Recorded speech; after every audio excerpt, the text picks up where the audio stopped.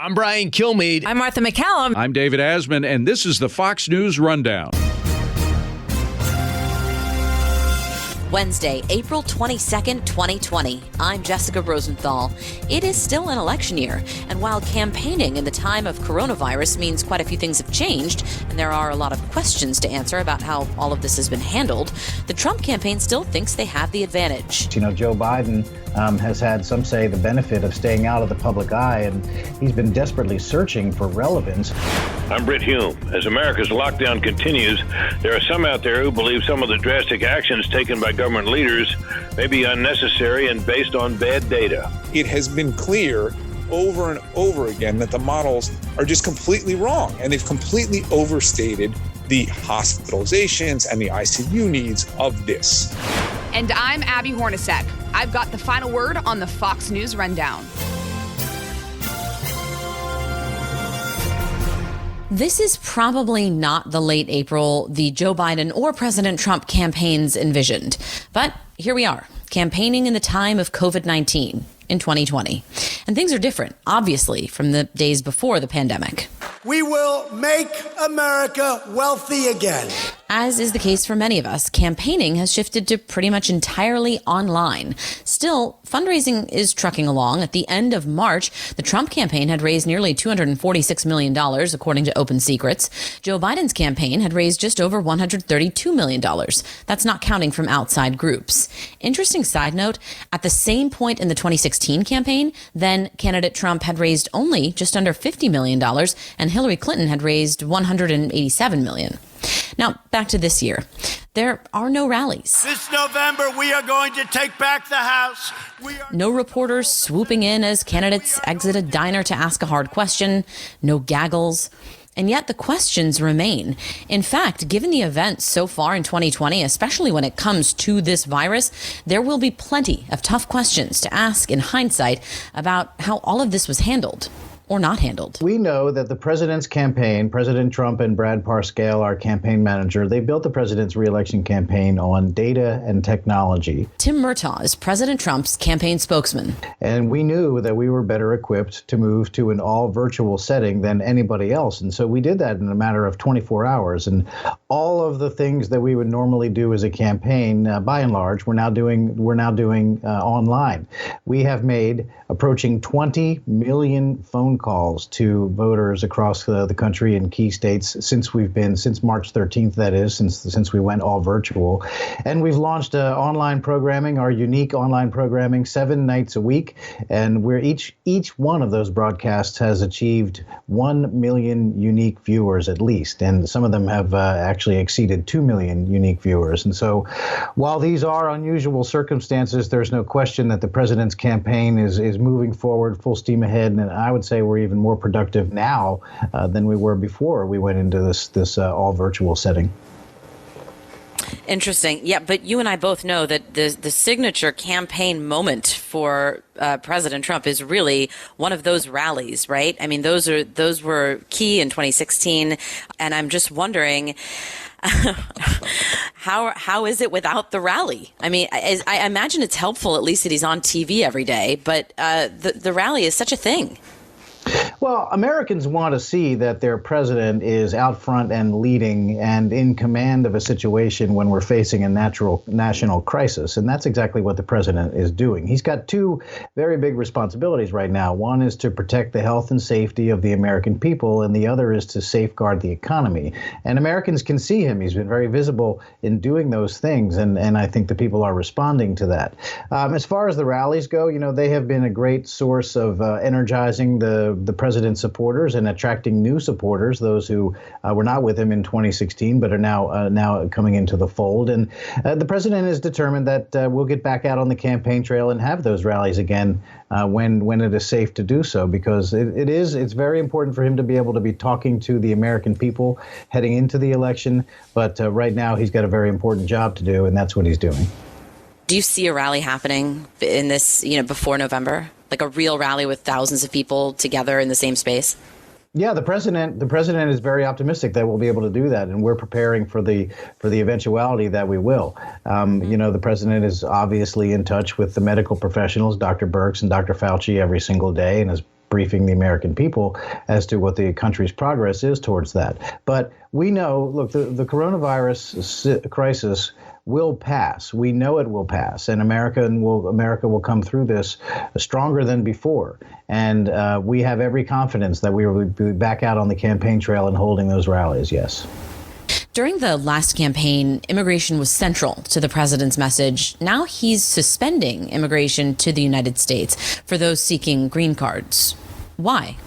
I mean, what I can tell you from the campaign's perspective is that this just fits in line with exactly what we were just talking about, that the president has two very important responsibilities. One is to protect the health and safety of the American people, and two is to safeguard the economy. And this halting of immigration during the coronavirus crisis addresses both of those responsibilities. First of all, it protects the jobs of Americans. We know that with increased competition, if you're introducing more and more competitors for jobs in America, particularly at a time when you have more than 20 million people who have recently filed for unemployment, introducing competition for those scarce jobs will only hurt American citizens and legal residents, and it will also have the effect of driving down wages. We also know that it greatly impacts the Black communities and Latino communities across the country. So the president is fulfilling his America First philosophy by protecting the jobs of Americans. And secondly, it just makes common sense that in a time like this, when the entire world is facing this pandemic, that we don't want to open up the possibility that even more people will come to this country already infected with the virus. The president had a bump in his approval rating right around, I think it was like late March, early April, but it seems to have disappeared now. The disapproval rating is up. What do you think happened there? And as you know, I'm sure the campaign looks at numbers like that and wants to effort getting that number back up. I mean, what do you think that's about, and how do you do that? Well, you can't live or die with public polls. There's no question of that. And I think that polls have been routinely and regularly wrong about President Trump. So when those things happen, we don't really regard that with much concern. We know what we see internally, and that is that people are responding to the president's leadership in this. Right now, Americans can see their president on stage in front of the cameras with the medical professionals of the coronavirus task force, updating the Americans on what the government has done and is doing to protect them in this great worldwide crisis, and people are responding to that. And I think as we move forward in the electoral process, Joe Biden has had, some say, the benefit of staying out of the public eye, and he's been desperately searching for relevance and trying to find some way to find a role for himself during this period of time here, and there really isn't any place for him to have a role, and there's no relevance for him. I think as we move forward in the campaign and you begin to see, remember that Joe Biden has only just now become the apparent opponent of President Trump, and he hasn't even yet begun to be defined. And so there's 6 months to go with a few days extra, 6 months and some change left to go in this campaign. And we haven't even begun to define Joe Biden yet. And believe me, when that happens, you'll see some radical changes in those numbers. The president has mentioned repeatedly how great the economy is. I mean, really, over the past 3.5 years, we've been hearing that. But what is the strategy if some states are slower to reopen than others and the economy just is not where it was come November? How do you address that? Well, there's I think we talk about exactly how the economy was. It was under President Trump that the economy reached unprecedented heights in the first place. It was under his policies and through his leadership that we had an economy that really no one alive on earth had never seen one as strong as it was. And it was artificially interrupted by the coronavirus. There is no question of that. It was an outside force that hit this economy. President Trump is the one who built it up to such heights in the first place, and he will do it a second time. That's the argument that we will make. But the campaign, Tim, is definitely going to face questions about how all of this was handled, right? There's going to be a lot of looking backwards on 2020, especially when it's time to debate. And I know the president said last week, what was I supposed to do? Shut down the country with no deaths having happened? That was his response when asked, if we didn't use the time he bought us properly after shutting out flights from Wuhan.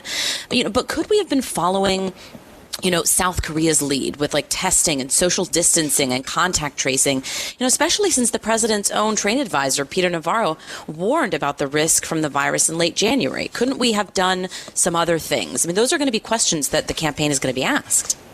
First of all, Peter Navarro wrote that memo on the president on the very same day, created and appointed the coronavirus task force that all Americans are now very familiar with. That's the Dr. Fauci and Dr. Birx's group, now headed by the vice president. And the president also, as you know, limited travel from China on January 31st. That at the time was called xenophobic and reactionary by Joe Biden, and we had endless numbers of news stories written about it, about how all this was going to upset diplomatic relations, and it was an overreaction from the Trump campaign. And the CBS ran a story that they were worried that this was going to damage our relationship with China, and the Trump administration had gone too far. And so now here we are, some 2 months later, and people are looking back and trying to reinvent history and pretend that that wasn't early enough, when in fact, when it happened, people were saying that it was an overreaction. Well, and I want to ask about the campaign and China specifically, because the president talked a lot about China, the last time around in 2015 and 2016. And we've heard him talk a lot about China really throughout his presidency, specifically when it comes to, of course, the trade deal. But even while talking about his friendship with President Xi, he has accused them of stealing our intellectual property, which we know is a very real thing. At manipulating their currency. I'm wondering, now that we're at this sort of new place, right, with China after this virus, and the president himself has questioned China's numbers, where does the campaign sort of go with China now? Does the president come out and say, look, we now really need to bring manufacturing back? I was right all along about moving manufacturing away from foreign countries. I mean, where do things sort of shift now with our relationship with China? Certainly, the president has always been in favor of bringing the manufacturing jobs back to our shores. And look, if you go back to the campaign in 2015 and 16, President Trump said, I'm going to say conservatively, 10,000 times he said that he was going to stand up to China if he became president. And, looking back over American history over the last many decades, everybody who has run for president has run and campaigned on the promise that they would stand up to China. But no one ever did until Donald Trump came along. And then I don't know why anyone was ever shocked about it, but when he became president and he actually put into action his policies to get tough on China on trade issues, everyone was shocked. And the Democrats all said, you can't do this. This is reckless. Well, it worked. It got China to the negotiating table, and they have the phase 1 deal in place. There's no question of that. Trump policies worked because they were stealing. China had been ripping us off and robbing Americans blind for decades. And the president brought them to the table and got them to talk. They're not ripping Americans off anymore like they were. Tim Murtagh, thank you so much for your time. You bet. Thank you. Anytime.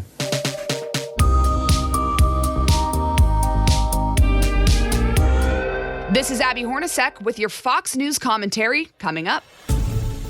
Despite the fact that social distancing mandates have brought our economy to a screeching halt and caused an immeasurable amount of anxiety, millions of Americans continue to stay at home because they believe they are saving lives by slowing the spread of coronavirus. The sacrifices being asked of us have been largely based on models that projected millions of cases at horrifying death tolls. However, there are some out there who say some states' shelter-in-place orders were inspired by bad data. Alex Berenson is a prominent skeptic of the coronavirus lockdown, and his Twitter feed has become a repository of unconventional wisdom about this. And to those who may not know him, he's a former New York Times reporter, a successful thriller writer, and a man who wrote a book opposed to the conventional wisdom that marijuana is safe and should be legalized. And until this global crisis began, if you looked at his Twitter feed, it was mostly about that issue. But then somewhere along the way, he began to tweet about the COVID-19 outbreak. And at first, like many out there, Alex's tweets tended to reflect alarm over the virus. But then something changed. The first thing that happened was I realized what the actual mortality rates looked like by age. So in other words, no one is saying that that SARS-CoV-2 isn't real, that it's not a real virus, that it doesn't kill lots of people. But the question is, why is it that nearly all the people it affects the most seem to be over 70, and many of those seem to be over 80 and 90. And so that raises the question whether some people are dying with rather than of this. And secondly, if there are things that we could do that might protect those people rather than, shutting down all of society and causing massive economic harm, massive societal harm. Now, by the time you began to express skepticism about this, we had the full lockdown that we're now experiencing really hadn't begun. That's right. That's right. So, what was it that prompted your skepticism that this threat was being overrated? Was simply the fact that it was distributed within the population to certain segments, and apparently not much elsewhere, or what? Well, so I would say that was the first question, that, this doesn't really look like the Spanish flu. The Spanish flu killed, tons of children, tons of young adults. It was very, very dangerous across the board. This didn't look like that to me. But I would say the first thing, when my radar really went off as a journalist, was March 25th. Neil Ferguson, who was the author of the lead author of the seminal paper, the Imperial College paper that said 2 million Americans might die if we did nothing about this, gave testimony in Britain where he reduced his estimate for the number of people who would die from 500,000 to 20,000. Now the 500,000 number assumed no mitigation efforts at all in Britain, okay? But the paper came out on March 16th, and in that paper, it says that even with reasonable mitigation efforts, 250,000 people will die. And a week later, 9 days later, he testified to the British government that the most likely number was 20,000. And I thought to myself, how on earth did we get from 250,000 to 20,000 in a matter of days? And I pointed this out, and it was the first thing that really grabbed people's attention. Elon Musk retweeted it, other major people retweeted it, and all of a sudden I was in the middle of this, and I have been ever since. And since then, it has been clear over and over again that the models are just completely wrong, and they've completely overstated the hospitalizations and the ICU needs of this. And to me, Alex, what do you say to those who say, well, models are models? Dr. Fauci has said that he's always skeptical of models, and that, they do the best they can with the available data. And as data becomes more plentiful, they update models, and that's a normal process. And that's really just what happened here. What's your response to that? That's fine. Like, the models were wrong. I think we can all agree about that. What I don't like is when people say, oh, the models didn't account for lockdowns. That's not true. The University of Washington model explicitly accounted for lockdowns. So here's the question, Britt. If we want to say, okay, the models were wrong back in mid-March, back in late March, when we did all this incredibly draconian stuff, okay, well, now we have more data. We have better data. This doesn't look as dangerous as it was. It looks significantly less dangerous. It's clear that the hospitals in the United States are not being overrun with this, that if anything, hospitals are emptier than they were a month ago and under severe financial strain. So if the models were wrong, these guys did the best they could. We can all agree about that. Let's update our policies. Let's not do what we were doing a month ago. And that, to me, is, you can't have it both ways. If you want to say, okay, the models were wrong, why are we doing stuff that's even more draconian than we were a month ago? The argument is made, Alex, that the reason why these model numbers, the projections of mortality, caseload, and so on, have come down so sharply is that the American people have responded so willingly to the mitigation efforts. And it is their having done so that accounts for this. And therefore, this thing now looks far less dangerous than it did in the early modeling. Do you agree with that? No, I don't. There's increasing evidence. So we need to sort of distinguish between social distancing, voluntary, moderate social distancing, and hard lockdowns. So, and just last week, a very, very good paper came out of Germany, and this is published by the official German Public Health Institute. So Germany, has had a pretty aggressive testing program, and they've had a relatively contained epidemic. What they found was that the infection rate, in other words, the rate at which this spread, seemed to peak in late February, early March. And then Germany had a couple of moderate social distancing measures imposed, and the infection rate went way down. And by the time they imposed a hard lockdown, which was March 23rd, the infection rate was already at about 1, meaning every person was only giving it to one other person, meaning it wasn't really spreading very fast. It's very hard to look nationally and internationally and say there's any relationship between hard lockdowns and what's happened with the epidemic. Now, let me ask you about one other aspect of this, and that is the death rate.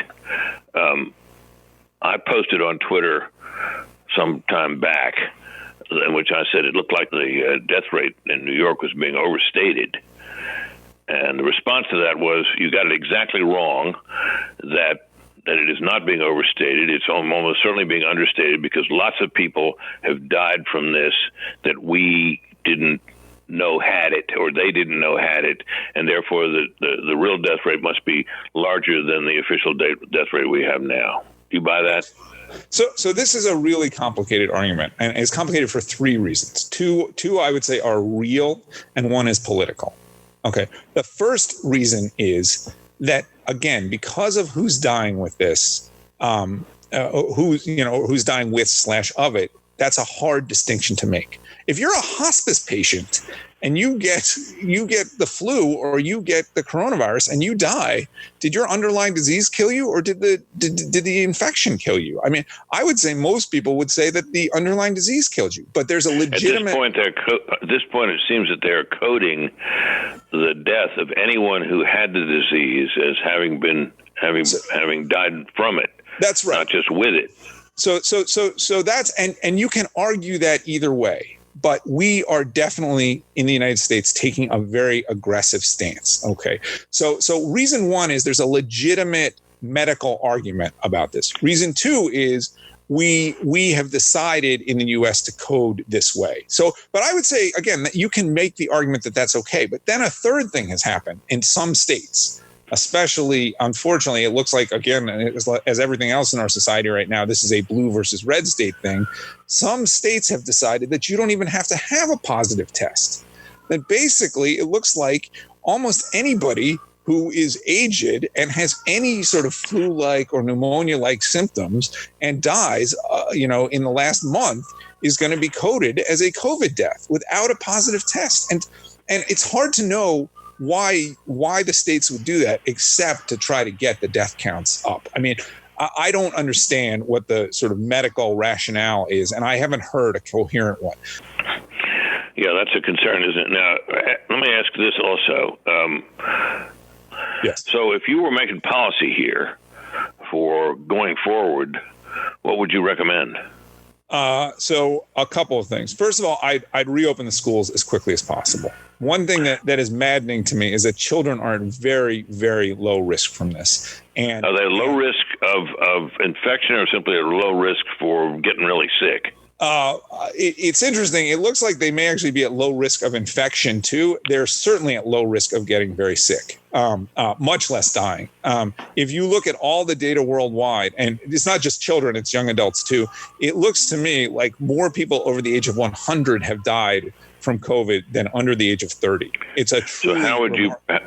What measures would you recommend if you reopen the schools for protecting adults, teachers, staff, and so on? So you don't really have to worry that much about protecting adults from children. There's evidence that children's viral loads are so low. This is not the flu in this case. Children actually get it from adults rather than the other way around. So look, if there are teachers who have severe comorbidities who don't want to come in for a while, maybe you have more limited schooling until we figure some of that out. But the idea that we are denying children an education, and in some cases we're sticking children at home with abusive or drug-using parents, and they can't be seen by any other adults right now, that is disgusting to me. Because children are not at risk here. They are effectively not at risk.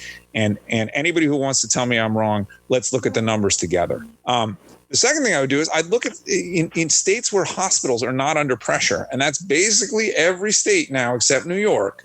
I would very quickly try to move to a phased reopening. So first thing is first thing is offices, because there's very, very little evidence of transmission outside the home, outside public transportation, and those are sort of the two main vectors. And here's the second thing I would do right now is I'd reopen all the parks and all the beaches and everything else. There's essentially no evidence of significant transmission through outdoor activities. And it's really unfair to people to do that to them. So, you maybe wait a couple of days, if that, open stores. And then the next thing is hospitality, right? Bars and restaurants. And maybe you want to see if there's any evidence of pressure on hospitals. You open those in a week or two. And then mass events are going to be the last thing that happen. In the meantime, will you recommend continued social distancing? I think people are going to do. I think people are going to do that on their own. And I think, look, if people want to wear masks, they can wear masks. Certainly, if they're, if you're in a crowded subway or something like that, that makes sense. I don't think there's super strong evidence that masks make a big difference. But if it makes people more comfortable, it's a good thing to do. Oh, and the other thing I do immediately, and it looks like we are trying to do this, and it should have happened 3 weeks ago, is antibody testing. Let's figure out how many people have been infected with this thing so that we can figure out what the fatality rate really is. Look, you got doctors Fauci and Birx who, look, I'm not an expert in this area. This is not my lane, but I hear their presentations. I find them to be serious, qualified, articulate, able, sure, and they're on board with this. Sure. They don't seem to yet be having made any kind of a turn in recognition of the data you cite. What's up with that in your view? I don't know why that is. There are very good epidemiologists now speaking out on the other side. Most notably, a Swedish epidemiologist who ran Sweden's public health department for a number of years and thinks the lockdowns are a huge mistake. He actually gave a very good interview a couple of days ago where he talked about this in detail. I'm not a conspiracy theorist, okay? I don't think this is all a plan to make us Soylent Green. Bring Trump down. Yeah, or bring Trump down. Although obviously there are people in the media who don't like Trump. But here's what I think. When people take a public position that causes massive, massive, massive economic and societal disruption, it's going to be hard to get them to acknowledge that position was wrong, or right. even that it can be changed right now in the light of new data. Alex Berenson, journalist and author, thank you for your time. Thanks, Brit.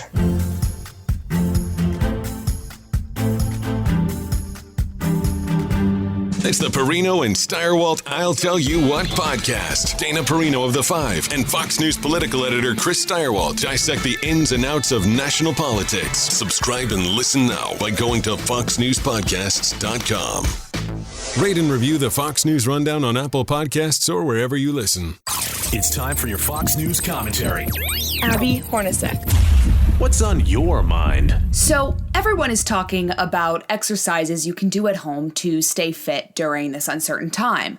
But while our bodies can be affected by eating excessive amounts, not moving, drinking alcohol, etc., I was thinking about what being in quarantine does to our brain. The brain is one of the most powerful organs in the body, and it needs stimulation to stay sharp. In fact, the human brain can generate up to 23 watts of power, which is enough energy to light a light bulb. So if you're in New York and you lose power, just hook something up to your brain. You're good to go.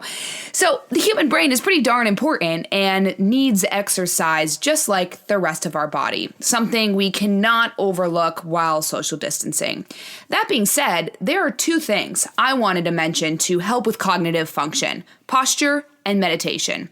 I just found out there are these classes online you can take through a program called Masterclass. I personally have a propensity for learning about the human brain, and I really wanted to share something about posture and cognitive function. Think about this. A lot of us are home all day long, and for a large part of the day, that means sitting on couches, bent over laptops, phones, and other devices. In one of my online classes through Masterclass, there was a very intelligent speaker by the name of Krista Burns who gave a lecture called Better Posture for Better Brain Performance. So everything I'm about to say should be credited to her. Dr. Burns shared that with the evolution of upright posture, the human brain tripled in size and functional capability. When you think about what our posture looks like when we're texting, scrolling through Instagram, etc., our shoulders are rolled inward and our neck is forward. That posture affects our reticular activating system, which is the part of our brainstem that sends the information up to our brain that keeps us awake and alert. This is where Dr. Burns made the perceptive connection between posture and brain performance. If your posture wakes up your brain, you can imagine why we experience brain fog and lower cognition when we are hunched over a device for too long.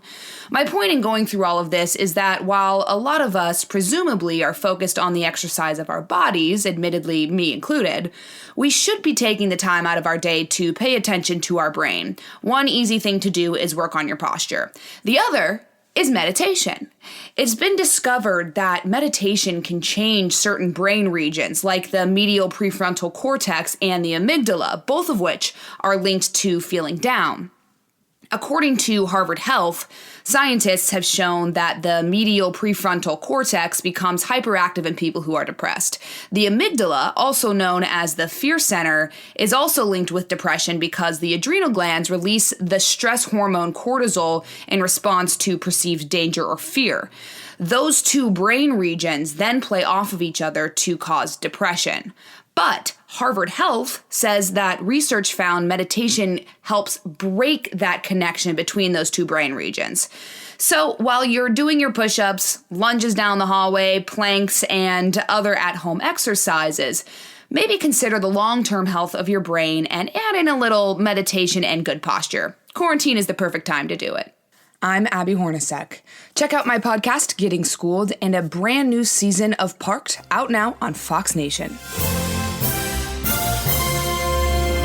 You've been listening to the Fox News Rundown. Stay up to date by subscribing to this podcast at foxnewspodcasts.com. And for up-to-the-minute news, go to foxnews.com. Love Fox News? Click the subscribe button to get more of the news and opinion you trust, and click the Fox News Rundown playlist for the latest episodes.